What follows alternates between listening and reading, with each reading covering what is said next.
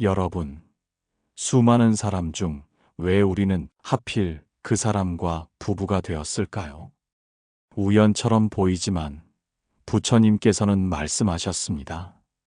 모든 인연은 원인과 결과의 사슬 위에 있느니라. 오늘은 부부 인연이라는 깊은 주제를 함께 묵상해 보겠습니다. 고요한 마음으로 묻습니다. 왜 우리는 그 사람과 부부가 되었을까요? 수많은 사람 중 왜 하필 그 사람과 인연을 맺었을까요? 이 질문은 단순한 호기심이 아닙니다. 부처님께서는 말씀하셨습니다. 모든 인연은 원인과 조건의 그물 속에서 이루어지느니라. 부부로 만나는 일은 우연이 아닙니다. 그 만남은 전생과 현생의 업이 씨앗이 되어 맺어진 깊은 인연의 열매입니다. 인연의 법칙은 이렇게 작동합니다. 전생에 서로에게 던진 말, 함께 흘린 눈물, 베푼 자비와 쌓은 원망이 마치 바람에 날린 씨앗처럼 흩어져 있다가 때가 무르익으면 다시 만남으로 돌아옵니다. 부처님께서는 가르치셨습니다. 좋은 인연은 향기가 되어 따라오고 나쁜 인연은 그림자가 되어 떠나지 않느니라. 부부의 만남은 이 두 가지가 함께 얽혀 있습니다. 때로는 따뜻한 복덕으로 다시 만난 인연이고, 때로는 풀리지 않은 업장을 갚기 위해 맺어진 인연입니다. 그래서 처음에는 사랑으로 시작했지만, 살아가면서 원망이 올라오기도 하고, 처음에는 이해할 수 없는 갈등 속에서 결국은 자신을 비추는 거울을 보게 됩니다. 부처님은 제자들에게 이런 이야기를 들려주셨습니다. 한 제자가 스승께 물었습니다. 왜 저는 늘 나를 괴롭히는 사람과 함께 살아야 합니까? 부처님께서는 고요히 대답하셨습니다. 그대가 전생에 그 사람에게 던진 말, 그 사람의 눈에 새긴 눈물이 지금 이 생에서 다시 되돌아온 것이니라. 그러나 그것을 견디고 자비로 돌릴 때 그 인연은 다시 빛이 되느니라. 부부의 만남도 이와 같습니다.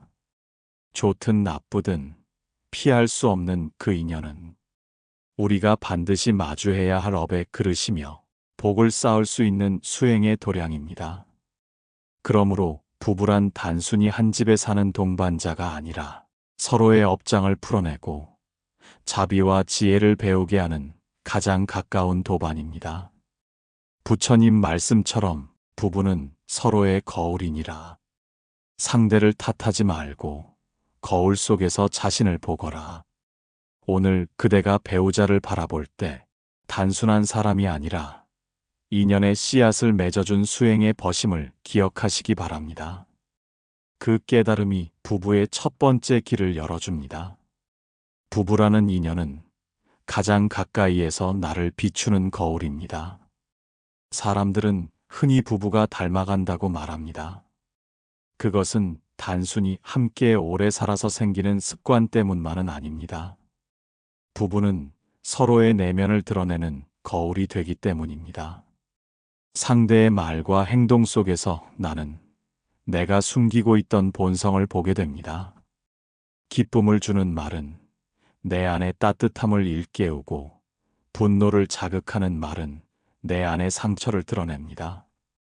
그래서 부부는 서로에게 가장 큰 스승이 됩니다. 부처님께서는 제자들에게 말씀하셨습니다.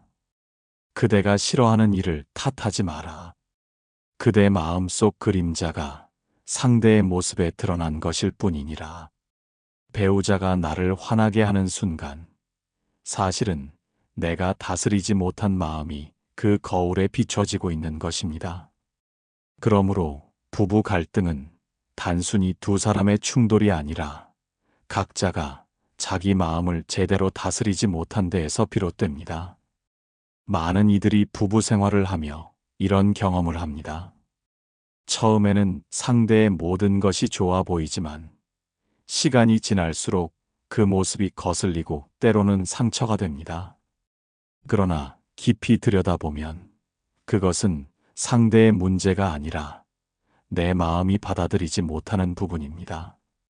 배우자가 무심하게 내뱉은 말이 오래도록 아픈 이유는 내 안에 이미 그 말에 흔들릴 준비가 되어 있었기 때문입니다. 부처님은 이렇게 말씀하셨습니다. 세상에서 가장 큰 수행처는 멀리 있는 산속이 아니라 바로 그대 곁에 있는 사람이니라. 부부는 서로의 말과 행동을 통해 끊임없이 마음을 닦을 기회를 줍니다. 상대가 나를 이해해 주지 않을 때 나는 참을 인내를 배웁니다. 상대가 나에게 따뜻함을 보여줄 때 나는 감사의 마음을 배웁니다. 결국 부부 생활은 매 순간이 수행이고 배우자는 그 수행을 가능하게 하는 도반입니다. 많은 이들이 부부를 원망합니다. 왜 나는 이 사람과 살게 되었을까? 왜 다른 인연이 아닌가? 하지만 그 질문은 곧 나는 왜 나 자신을 마주해야 하는가? 라는 질문과 같습니다. 부부는 나에게 내 모습을 보여주기 위해 온 인연이기 때문입니다. 배우자가 나에게 주는 기쁨도 고통도 모두 내 마음을 비추는 거울의 작용입니다. 그 거울을 피하면 나 자신을 보지 못합니다. 그러므로 지혜로운 사람은 배우자를 원망하기보다 그 거울을 깊이 바라봅니다. 화가 날 때는 내 마음에 어떤 집착이 있기에 이렇게 흔들리는가를 묻고, 기쁠 때는 내 마음 속에 어떤 덕이 있기에 이렇게 복이 오는가를 묻습니다. 이런 성찰을 통해 부부는 서로를 통해 성장합니다. 부처님은 이렇게 말씀하셨습니다. 가장 가까운 인연이 가장 큰 깨달음을 주느니라. 부모와 자식, 그리고 부부의 관계가 그렇습니다. 이 인연은 피할 수 없기에 가장 힘들지만 동시에 가장 깊은 깨달음을 안겨줍니다. 배우자가 나를 힘들게 하는 순간, 그것은 업장을 드러내는 시간입니다. 그 고통을 도피하지 않고 자비로 바라본다면 그 인연은 더 이상 짐이 아니라 수행의 길이 됩니다. 결국 부부는 거울입니다. 그 거울 속에서 자신을 보고 그 자신을 고요히 닦아내는 것, 그것이 부부로 만난 이유이며 부부라는 인연이 가진 가장 깊은 의미입니다. 부부는 단순히 사랑으로 맺어진 관계가 아닙니다. 부처님께서는 인연의 법을 말씀하시며 모든 만남은 원인과 결과의 사슬 위에 있다고 하셨습니다. 우리가 배우자와 만난 것도 전생의 행위와 현생의 선택이 겹쳐 이루어진 결과입니다. 어떤 이는 덕으로 다시 만나 서로에게 빛이 되고, 어떤 이는 원망으로 다시 만나 서로의 마음을 시험합니다. 결국 부부는 업을 갚는 자리이자 새로운 업을 짓는 도량입니다. 사람들은 종종 이렇게 묻습니다. 나는 왜 이토록 힘든 사람과 살게 되었을까? 그러나 그 질문은 이미 답을 품고 있습니다. 힘든 인연일수록 반드시 풀어야 할 업이 남아있다는 뜻입니다. 전생에서 던진 상처의 말, 베풀지 못한 자비, 갚지 못한 은혜가 남아있으면 그것은 반드시 현생에서 다시 만남으로 이어집니다. 부부라는 가장 가까운 관계는 이 빚을 갚고 상처를 치유하고 인연을 맑히기 위해 주어진 기회입니다. 부처님은 제자들에게 이런 비유를 말씀하셨습니다. 업은 물속에 던진 돌과 같으니라. 언젠가 파문이 번져 다시 돌아오느니라. 부부의 인연이 바로 그렇습니다. 전생에 서로에게 남긴 파문이 지금의 갈등과 눈물로 번져 돌아온 것입니다. 그러나 돌이 물에 가라앉은 뒤 파문이 잦아들 듯 인연도 참음과 자비로 마주하면 결국 고요해집니다. 문제는 그 고요함을 끝까지 기다릴 수 있느냐 하는 것입니다. 부부 갈등 속에서 가장 중요한 것은 원인을 상대에게만 돌리지 않는 것입니다. 당신 때문에 내가 불행하다는 말은 또 다른 원망을 낳습니다. 지혜로운 부부는 이렇게 묻습니다. 이 고통 속에서 내가 배워야 할 것은 무엇인가? 화가 날 때는 내 마음의 집착을 보고, 서운할 때는 내 마음의 기대를 봅니다. 이 성찰이 쌓일 때 업장은 녹아내리고, 부부는 새로운 인연의 씨앗을 심습니다. 또한 부부는 업을 짓는 자리이기도 합니다. 서로에게 상처를 주는 말과 행동은 새로운 어둠의 씨앗이 되고, 서로를 존중하고 이해하는 마음은 밝은 복의 씨앗이 됩니다. 부처님은 말씀하셨습니다. 지금 짓는 인연이 내일의 과보가 되느니라. 부부로서 오늘 나눈 말 한마디, 오늘 지켜낸 인내 하나가 훗날 자식과 가정의 길로 이어집니다. 그러므로 부부는 순간순간이 업을 새롭게 짓는 길목입니다. 한 제자가 물었습니다. 스승님, 저는 배우자와의 다툼이 너무 많아 도저히 마음이 편치 않습니다. 어떻게 해야 합니까? 부처님께서는 잔잔히 대답하셨습니다. 그대가 그 사람과 부부가 된 것은 이미 피할 수 없는 업의 결과이니라. 그러나 그대의 선택에 따라 이 인연은 다시 빚으로 남을 수도 복으로 전환될 수도 있느니라. 마음을 다스리거라. 그대가 자비로 말하고 지혜로 행동하면 고통의 인연도 결국 복으로 변하느니라. 이 가르침은 지금을 살아가는 우리에게도 같습니다. 배우자와의 갈등은 단순히 성격 차이의 문제가 아닙니다. 그것은 내가 감당해야 할 업의 무게이자 동시에 그것을 녹일 기회입니다. 고통이 찾아올 때 도망치지 말고 그 자리에 머물러 배우자를 자비로 대할 때 업은 줄어듭니다. 그렇게 부부는 서로의 업을 풀어주는 동반자가 됩니다. 결국 부부란 서로의 업을 비추어 보고 그 업을 갚으며 동시에 새로운 업을 짓는 가장 가까운 관계입니다. 배우자와의 만남이 힘들다고 해서 그것을 저주할 필요는 없습니다. 그것은 오히려 내가 성장할 기회이며 부처님이 허락하신 수행의 장입니다. 왜 그 사람과 부부가 되었을까? 라는 물음은 이렇게 바뀌어야 합니다. 이 인연을 통해 나는 어떤 업을 갚고 어떤 복을 심을 것인가? 부부의 인연은 단순히 살아가는 생활의 틀을 함께하는 것이 아닙니다. 그것은 곧 수행의 길을 동행하는 도반이 되는 일입니다. 부처님께서는 말씀하셨습니다. 가장 가까운 인연이 가장 큰 깨달음을 주느니라. 부부는 바로 그 가장 가까운 인연입니다. 기쁨도 고통도 이해도 갈등도 모두 함께 겪으며 서로의 마음을 비추는 관계이기에 부부는 수행의 장을 벗어나 단순한 동반자가 될 수 없습니다. 수행이란 멀리 있는 산 속에서만 이루어지는 것이 아닙니다. 집안의 작은 다툼 속에서도 서로의 말을 주고받는 일상 속에서도 수행은 이어집니다.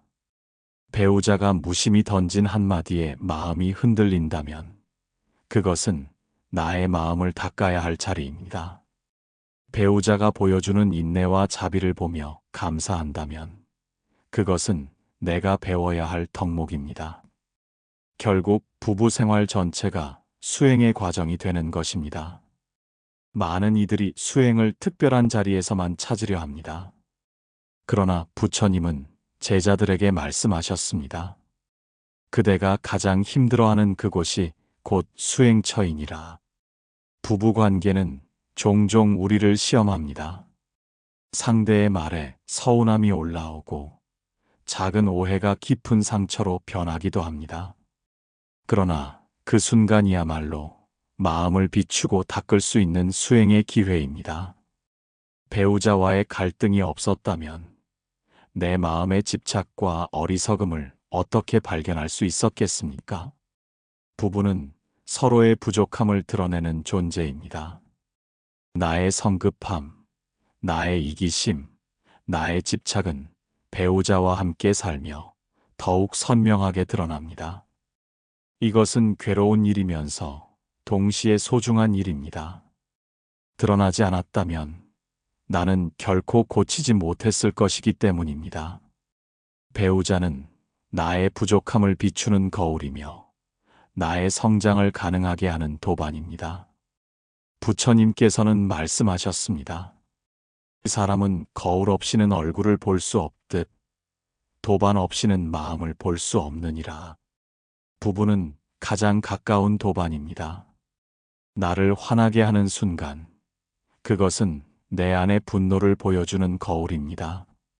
나를 기쁘게 하는 순간, 그것은 내 안의 자비와 덕을 보여주는 거울입니다. 이처럼 부부는 서로의 마음을 드러내며 동시에 서로의 수행을 돕습니다. 부부는 또한 서로에게 자비를 배울 기회를 줍니다. 상대가 나를 이해하지 못할 때 나는 참을 인내를 배웁니다. 상대가 나를 도와줄 때 나는 감사의 마음을 배웁니다. 때로는 상대의 부족함을 덮어주며 자비를 배우고 때로는 내 부족함을 인정하며 겸손을 배웁니다. 이렇게 부부는 매 순간 수행을 이어가며 서로를 통해 자비와 지혜를 쌓습니다. 그러나 수행의 도반이라는 의미는 단순히 배우자가 나를 성장시키는 도구라는 뜻이 아닙니다. 나 또한 배우자의 성장에 기여해야 합니다. 내가 자비로운 말로 상대의 마음을 다독일 때 배우자는 그 자비를 배웁니다. 내가 지혜로운 태도로 갈등을 해결할 때 배우자는 그 지혜를 배웁니다. 부부는 일방적으로 배우는 관계가 아니라 서로를 길러내는 도반입니다. 결국 부부란 서로를 수행의 길로 이끄는 가장 가까운 인연입니다. 배우자와의 만남이 고통스러울 때 그것을 원망하지 마십시오. 그 고통 속에서 수행의 기회가 열리고 그 인연 속에서 업이 녹아내리며 그 과정을 통해 참된 자비와 지혜가 피어납니다. 부처님은 말씀하셨습니다. 가장 가까운 도반이 가장 큰 깨달음을 주느니라. 부부란 바로 그런 도반입니다. 부부로 만난 이유를 가장 깊이 들여다보면 그것은 곧 깨달음을 향한 길을 함께 걸으라는 부처님의 뜻입니다. 부처님께서는 말씀하셨습니다. 모든 인연은 배움이 되고 모든 만남은 깨달음이 되느니라. 부부의 만남은 그 배움 가운데 가장 치열하고도 깊은 것입니다.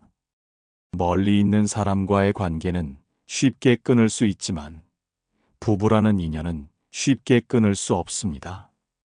그래서 부부는 도피가 아닌 마주함으로써 진정한 배움을 얻게 됩니다.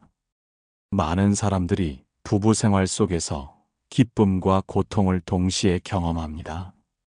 기쁨만 있다면 배움이 얕아지고 고통만 있다면 길이 막힙니다. 기쁨과 고통이 함께하기에 부부 인연은 깊은 의미를 가집니다. 상대를 통해 기쁨을 배우고 동시에 고통을 통해 참된 자비를 배웁니다. 결국 부부는 나에게 참된 사랑이 무엇인지, 인내가 무엇인지, 감사가 무엇인지 가르쳐 줍니다. 부처님은 제자들에게 이렇게 말씀하셨습니다. 마음이 다스려지지 않으면 그대는 어디에 가든 괴로움이 따르느니라. 그러나 마음을 다스리면 그대가 어디에 있든 평안이 따르느니라. 부부의 갈등이 괴로운 이유는 배우자가 문제가 아니라 내 마음이 다스려지지 못했기 때문입니다. 내 마음이 분노에 사로잡히면 배우자의 말 한마디가 독처럼 다가오고 내 마음이 자비로 가득하면 같은 말이 가르침처럼 다가옵니다. 결국 부부 생활에서 중요한 것은 상대의 변화가 아니라 내 마음의 변화입니다. 이 점에서 부부는 나를 깨닫게 하는 가장 큰 인연입니다. 배우자의 말과 행동은 내 마음의 거울입니다. 그 거울을 통해 나는 내가 얼마나 집착하고 있는지, 얼마나 욕심내고 있는지, 얼마나 두려워하고 있는지를 봅니다. 배우자는 내 부족함을 드러내어 나를 깨닫게 합니다. 이것이 부부로 만난 궁극적 이유입니다. 그러므로 부부의 길은 단순한 동반의 길이 아닙니다.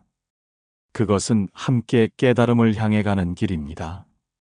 서로를 원망하는 순간에도 사실은 배우자가 나에게 가장 큰 가르침을 주고 있는 것입니다. 그 가르침을 놓치지 않는다면 부부 인연은 단순한 생활의 연이 아니라 깨달음의 연으로 변합니다. 부처님은 말씀하셨습니다. 복된 인연은 서로에게 빛이 되고 업의 인연은 서로에게 그림자가 되느니라. 그러나 빛과 그림자가 함께 모일 때 진정한 깨달음이 열리느니라.